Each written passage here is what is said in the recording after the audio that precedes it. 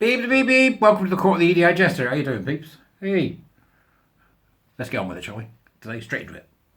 Sex Matters. Let's talk about Sex Matters, the organisation run by the esteemed Maya Forstater and Helen Joyce, Emma Fonda Beatles. Lots of people involved. And they've currently got a thing going on, which I think is worth talking about because it's a very important thing. And it's to do with violence against women and girls. So what they produced for us is a timeline that I shall put the link to in the doobries, right? So I look at the C. In the meantime, become a warrior teacher, join, end of the month. Come on, help me out. Go on, right here, intimidation. That's what it says here. Intimidation, threats and violence by trans rights activists. A chronological list of incidents affecting gender-critical women in the UK. In this timeline, Sex Matters has collated all the incidents we know in which trans activists harassed, attacked, or assaulted women. This is women who defended sex-based rights. This is not a list of all violence and threats against women in general. Between 2 and 3 women were murdered in the UK each week, overwhelmingly by men. And approximately 800,000 women are raped or sexually assaulted each year in England and Wales, again overwhelmingly by men. The list concerns trans activists intimidating, threatening and assaulting women. We do not know of any incidents in which gender-critical women intimidated, threatened or assaulted trans activists. We have never heard of women threatening to decapitate trans activists, intimidating venues hosting events for trans people into cancelling bookings, or punching trans people who are holding peaceful rallies. We have never heard of a trans rally or even suffering bomb threats, having smoke flares let off outside, or having to pause proceedings because the noise made by protesters means speakers cannot be heard. We do not know of a single occasion where trans activists have had to call police to ensure their safety in the face of mobs of women screaming sexualised abuse and death threats. To the best of our knowledge, this campaign of abuse and violence is all in one direction. This is not a story of both sides. Before I begin the list, I can testify to this. I've been to more than one women's meeting. I'm sat on the sidelines. If it's a march, I'm sort of sat on the sidelines watching. Or then they'll come and have a drink, and they like a drink. Right? Sitting in the sun in Manchester. Fantastic.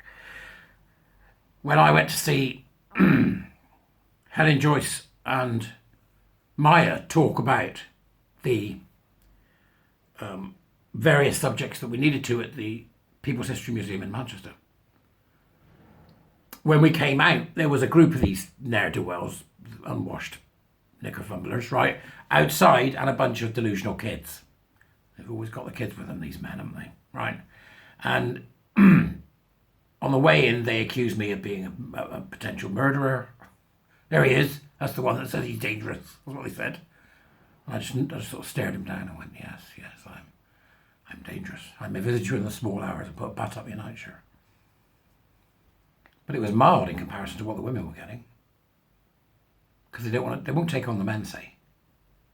They're bullies. But they're cowardly bullies. By the time we came out, and I was walking with Helen and Maya and everybody to try and find somewhere to have a drink, they were at it full blast, and you could hear them. F. Helen Joyce. F. blank blank K. Helen Joyce. F. Helen at the top of their voices. At which point the police went, right, that's enough of you, and pushed them to the side and let everybody leave.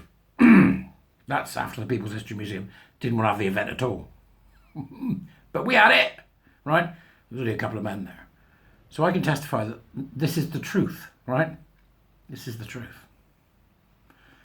Let's begin and look at some of the people and some of what's happened to them in their battle against these revolting men and their handmaidens. 60-year-old woman assaulted 13th of September 2017 in London. When Venice Allen decided it was time to talk about gender and the UK's proposed reforms to the Gender Recognition Act, she tried to organise a meeting with views on all sides.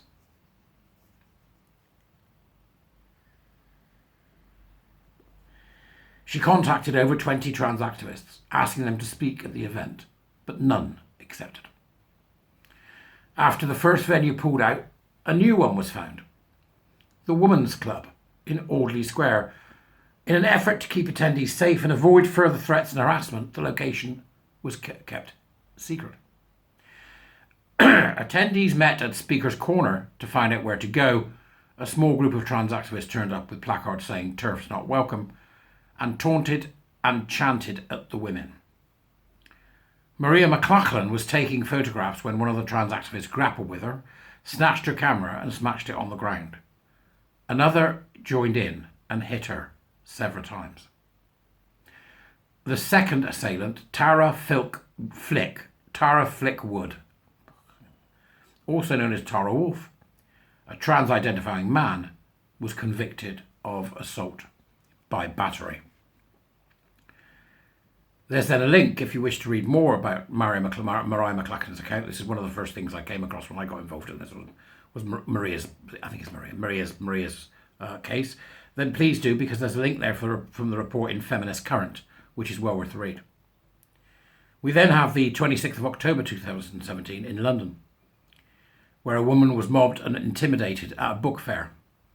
Helen Steele visited the London Anarchist Book Fair and expressed support for two women who had been distributing gender-critical leaflets. She was surrounded and intimidated by a group who verbally abused her, calling her ugly TERF, effing TERF scum, bitch, fascist. She said, "I saw a man's hand moving towards my face, and when it was within an inch of my face, I blocked it and pushed the arm away. He then started shouting that I had assaulted him and I should be thrown out." You could again read Helen's statement, which is available for you to peruse. Meeting disrupted by aggressive activists. This was the 2nd of February 2018 in Glasgow, when Venice Allen organised an event to discuss the Gender Recognition Act in Glasgow. Trans rights activists pressured the Mercure Glasgow Hotel to cancel the booking at the last minute. A protest to intimidate attendees was organised outside the substitute venue, the Grand Hotel, and two male activists, including one trans-identified man, infiltrated the meeting and tried to disrupt it by screaming about transphobic TERFs. As soon as the first speaker, Kate Graham, began her talk, they were removed by hotel security and police, and the meeting continued. There is a live video feed for it. There was a live feed, but you can go and have a look at the video feed because that's also in there as well. And then there's the women who were intimidated outside a feminist meeting on the 14th February 2018 in Edinburgh. Women's Place UK held a meeting in Edinburgh. There was an intimidating protest outside with protesters banging pots and pans throughout. Women entering the meeting were called fascists. After the meeting, the venue was targeted on social media with negative reviews and accusations of transphobia. The protest was intimidating and women were escorted out by the police. And there was an article in The National in a report there by Edinburgh Sisters Uncut. And then there was a siege at a public event in Bristol. And at that point, I'm going to leave you to go and read, because it's just a litany of these male aggression behaviours. It's just a litany of nonsense. That's not to say that, these nutters are just made up of men. They aren't by any means. There'll always be women there. Whenever I'm there, you can see it. They're all there going, trans rights, or they'll have a loudspeaker going, screaming about TERFs or playing loud music, and they're all sort of hunched over and overweight and unfit.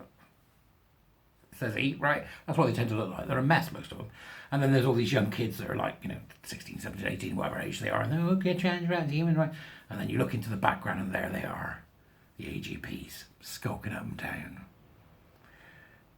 That's what it's like when I see it in Manchester, and I'm sure other people will be able to say that they've seen the same thing. Yeah, it's a men's rights movement, isn't it? Go and read it. Right? Go and read the timeline of what's happened. It does give you a real good historical perspective, because it starts in 2017 and it brings us up to date about how awful these activists can be and how dreadful their movement is, this revolting child sterilising, medicalising and mutilating movement. That's what it is. Vile cult. But, we're still here, we're still going, and thank you to SexMatters for producing that timeline, which I think is sobering when you go to read it. So please do go and have a look. I'll see you later.